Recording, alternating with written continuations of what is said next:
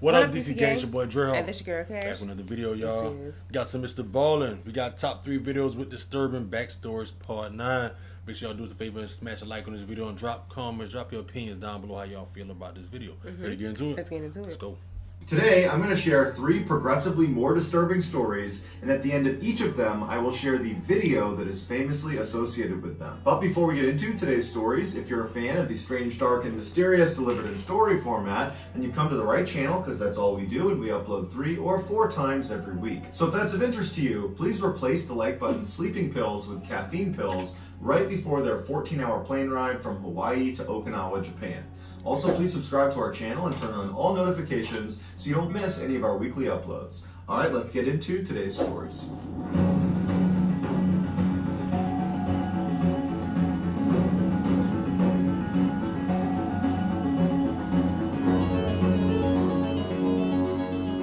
In June of 2018, 18-year-old straight-A student Tyler Turner graduated from his high school in Central California. In the fall of that year, he was scheduled to go to the University of California, Merced with a full scholarship. He planned to study biochemical engineering because he was born with cerebral palsy and wanted to help other people with the condition. In August of that year, one of Tyler's friends said they wanted to go skydiving to celebrate their birthday. Tyler was nervous about it, but he had never done it before and figured, you know what, it'll be fun, I'll do it. His mother, Francine, who was very close with her son, was very nervous about her son jumping out of a plane, and so she asked if she could tag along to provide moral support and maybe take some pictures, and he said that was fine. So on the 6th of the month, Tyler and his mother hopped in a car and drove over an hour north to the Lodi Parachute Center, where they met up with Tyler's other 3 friends. They were all very nervous, but very excited. So the group went inside the main building, and Tyler went up to the counter, and he paid $100 for a single tandem jump from 13,000 feet. A tandem jump is when 2 people jump together under one parachute. And so most commonly, you're going to have the instructor who's got the parachute on his or her back, and then on their chest, harnessed at 4 different points, is going to be their student or whoever they're jumping with. Trying to get somebody else to go skydiving. I did skydiving. Yeah, I know, somebody. but I'm scared to do it, so. You're going to do it. Yeah. And they don't have a parachute. They're just tethered to the instructor who has the parachute.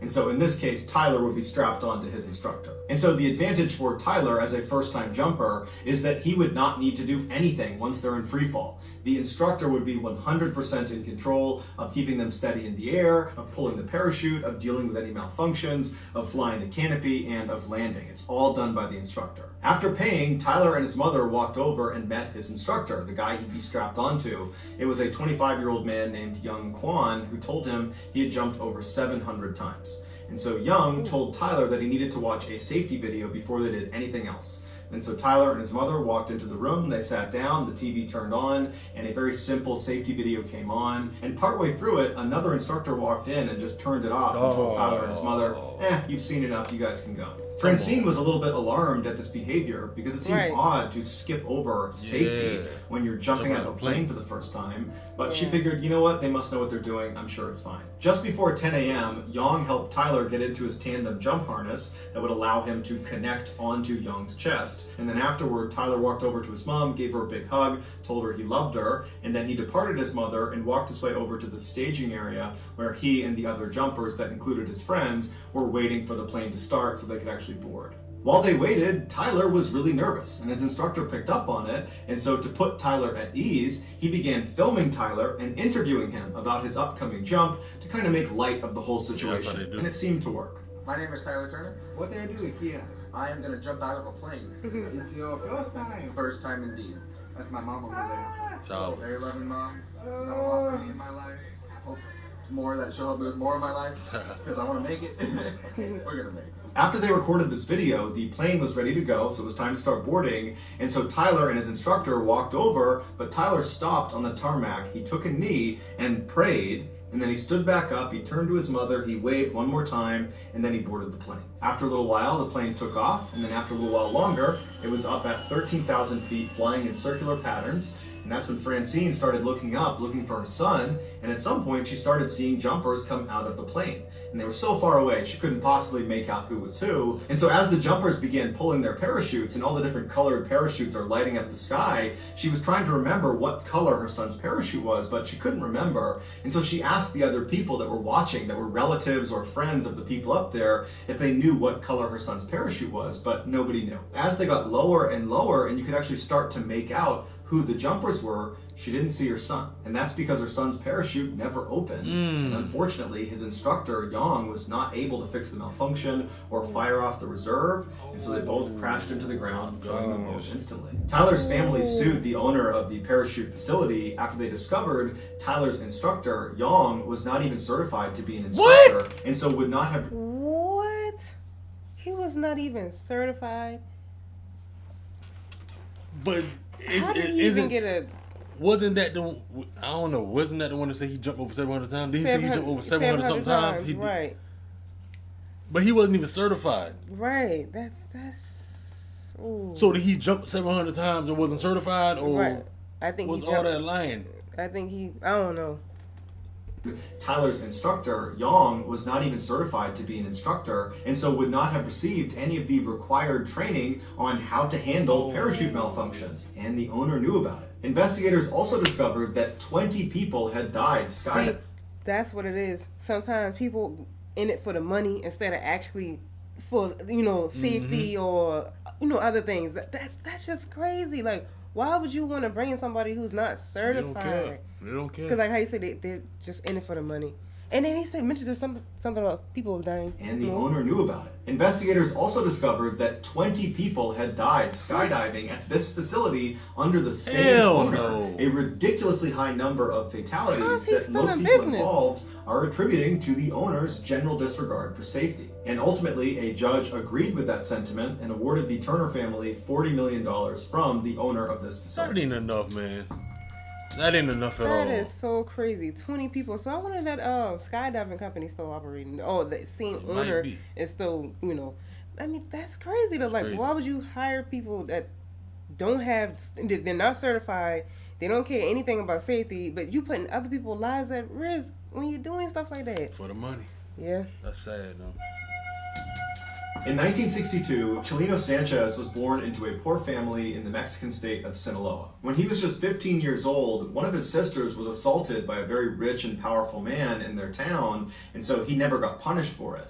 2 years later, when Chelino was 17, he saw this man at a party, and he walked up to him and shot him in the head, killing him instantly. After the murder, Chelino fled to Tijuana before ultimately crossing the U.S. border into Los Angeles, where he stayed with his aunt. He worked odd jobs like picking vegetables and selling cars before he ultimately went into business with his brother, who was back in Mexico, and he worked with him to smuggle Mexicans into the U.S. But that operation stopped in 1984 when his brother was murdered in Tijuana. To commemorate his brother, Chelino, who always loved music, wrote a song about him. And he formatted the song in the typical Mexican ballad style called corrido, but his lyrics were graphic and gritty, something nobody else did when they wrote a corrido. Chelino spoke honestly and openly, not only about how his brother was killed, but also the struggles of living around drug trafficking and violence in Mexico. Shortly after writing the song, Chelino wound up in jail in Tijuana, Mexico, and while he was there, he would sing the song he wrote about his brother, and other inmates heard it and loved it. They'd never heard a corrido sung like that. And so they asked Chelino if he would write songs about them and their exploits. Soon, Chelino was being commissioned by all these inmates in this prison to write their songs in exchange for money and for favors. When Chelino got out of prison, his unique songwriting abilities had spread beyond the prison walls to other criminals and drug traffickers and kingpins in Mexico, and before long, Chelino was being approached by those people to write their songs. His corridos pioneered a new subgenre of music called narco corrido for their ties to the narcotics industry. Some people today compare the style and lyrics of the narco corrido to gangster rap. By 1987, Chelino's music was not just being shared amongst his paying clients. It had spread into Los Angeles and all over Mexico and was becoming very popular, even though it wasn't being played on the radio because radios thought his lyrics were too graphic. And so it was spreading largely because of word of mouth and because Chelino himself would go to car washes and street corners and he would sell his cassettes to anybody who would take them. By 1991, Chelino was was so famous that he actually went on tour. And everywhere he went, the venue would be completely sold out. But given what his narco corridos were about, largely about drug trafficking and the people that are involved in that ecosystem,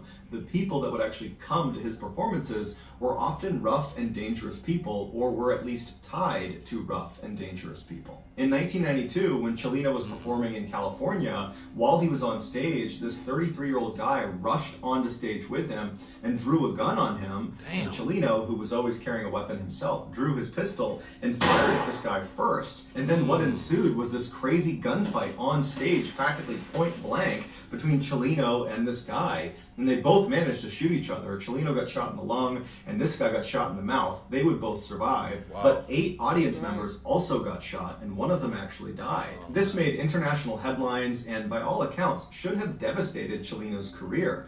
But in fact, it had the opposite effect. It made him 10 times more famous because Chelino, he was representing narco corrido music. And so in being the face of that, he kind of represented drug trafficking and criminals and outlaws all over Mexico and in the United States. And so he was kind of representing a very tough group of people. And so for him to have stood his ground on stage and shot first at this guy coming to attack him, it made him look brave. It made him look like a warrior. It validated him as the right person to be the face of narco corridos. But Chelino also understood that this probably was not the last time that someone was going to try to hurt him. That in virtue of being the face of narco culture, there's bound to be people that are very violent that don't like him, and they might come after him too. And so he actually told his inner circle that he thought his days were numbered, that at some point someone was going to kill him. 4 months after the shootout, Chelino was back home in Sinaloa, Mexico, performing at a concert that his friends had told him he shouldn't do because he had lots of enemies in his hometown. But Chelino really wanted to do it. He got into the venue, he got on stage, his band was getting ready,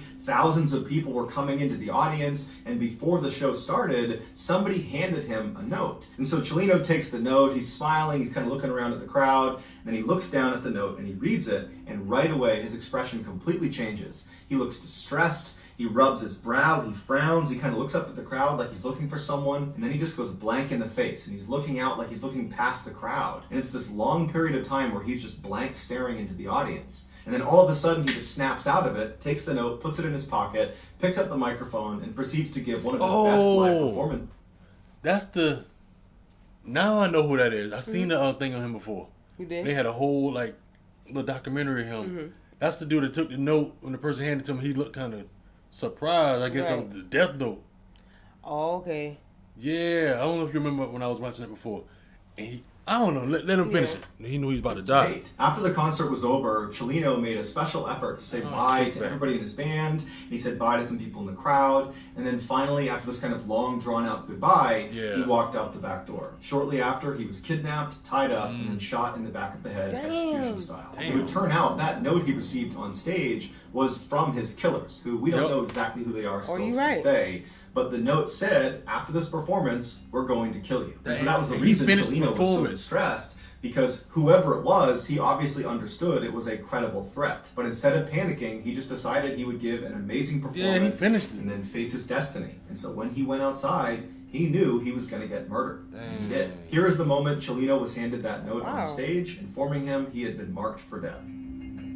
Yep. You remember I was watching that? Yeah. I showed you that part right there? That's why I didn't know that was exactly him when he was talking about it. Oh, yeah. He looked nervous. Yup. He went back to he's like, I'm getting chills. Like, he knew. That's crazy. Yeah, he knew it. He knew it.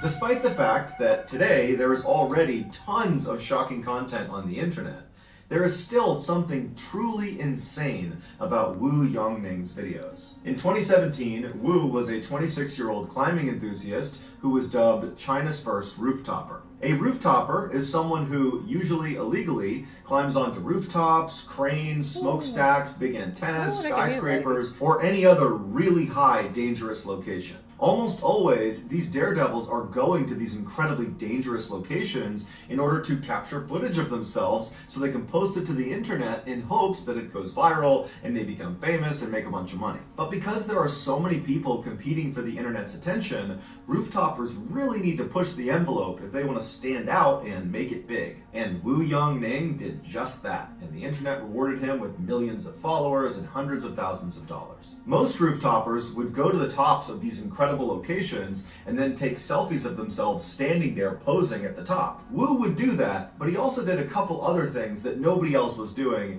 that kind of became his trademarks. The first one was he would dangle over the edge of the building or the crane or the antenna that he was holding onto, and he would do pull-ups, but he would keep doing them until he reached muscle failure and then would barely be able to pull himself back up to safety. Another trademark move is he would go to the top of these huge buildings and he would get right on the edge and he would do a handstand and then he would pull one arm back. So he's doing a one-armed handstand and then he would tilt his body as far as he could over the edge until he couldn't do it any farther and he let himself come back over to safety. And then perhaps the most difficult to watch trademark was when Wu would basically run up to the edge of buildings and stop just short. And he wouldn't just run to the edge, he would use a self-balancing scooter and go as fast as he could right to the edge of the building and stop just short. Over and over. It's like I can feel it. That's giving me That's anxiety. balance, like the scooter.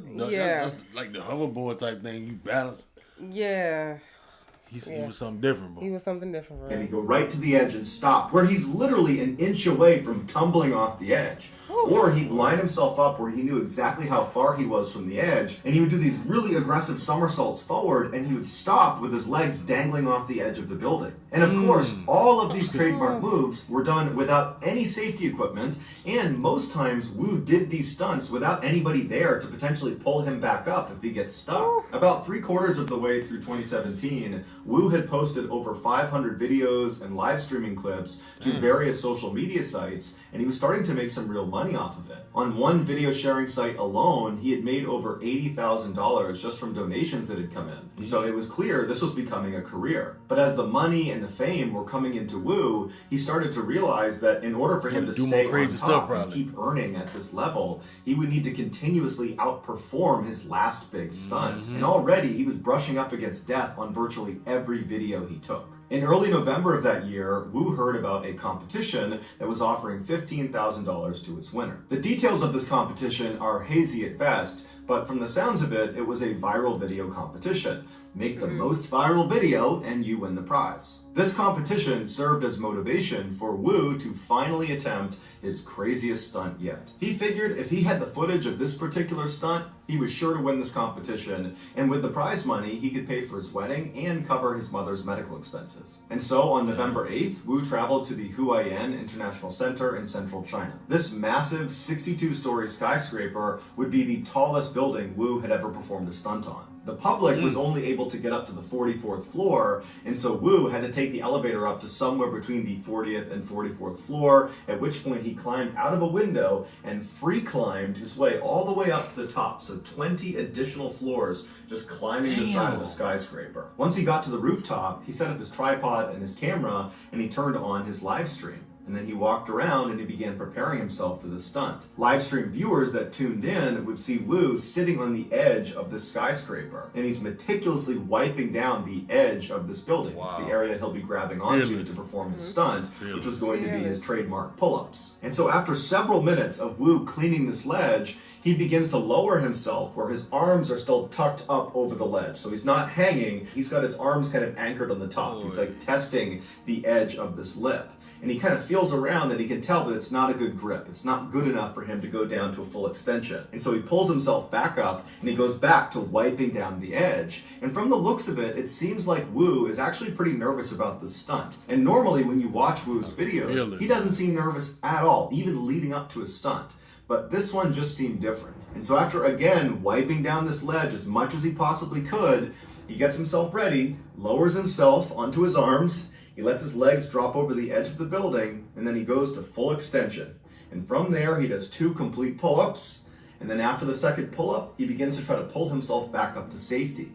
But he's fatigued and he can't quite get himself up over the edge. He starts to use his feet to try to use the glass to push himself back up, but he can't get a grip. And for the next 15 seconds, Wu is desperately trying to get himself up over this ledge. He's trying to muscle himself up, but it's obvious he's completely fatigued. I mean, he did free climb almost 20 stories to get up there. That's what probably so did it makes sense his arms would be tired, but there's nobody up there to help pull him up. And so after a while, he goes back to full extension because he can't do anything, and he looks down as if he's sizing up if he can survive this fall, which he obviously can't.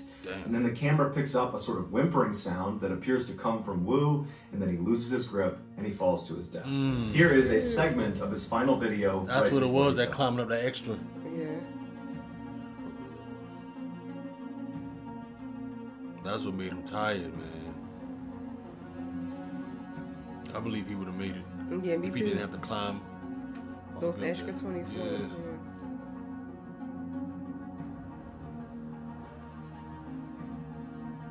Damn, that's it right there. We know he can't get back up. So that's going to do it, guys. If you found a secret in today's video, let us know in the comments what it is and where you found it. So give us the timestamp. And if you're the first to do that, well... That was terrible, yo. Yeah, that was terrible. Then he was getting that money just so he can, help his mother out, and pay for his wedding. I believe, I know he would have did it. Yeah, I would. If he would have had, like you said, climbed the extra 20 floors. Whatever. But yeah, I know, like I say, I know he would have did it too. Because I guess his arms got so tired, like, from the extra climb, he could have probably like, damn. Dang. Look down, and I just hope the man ain't suffering. I wish that it was other people that knew, but like, what could they do? Nothing they could do. Nothing they could do either. That far so. up too. That gravity. Yeah. And the one with the message, that guy. Like I said, I've seen some of that documentary. I remember. I think you had told me about that a little minute ago. Well, you got that note and looked like. I wonder why he didn't have like security or anything. It's probably nothing they can do anyway. Nothing they can do, probably. In that kind of position. Yep. You already know when you leave out what it was. We gave people his last show. Right. Ain't that first one, man. Hey, y'all get down in the comment section and let us know how y'all feel about those top 3 videos with disturbing backstories part 9 by no one other than MrBallen. Make sure y'all like this video too. Subscribe to the channel if you haven't. Click on the post notification bell. Follow us at Dragon Cash on Instagram and on TikTok. Got anything for them? Got nothing else for them. Got nothing for y'all, gang. We'll catch y'all on the next one, gang. Catch y'all next one.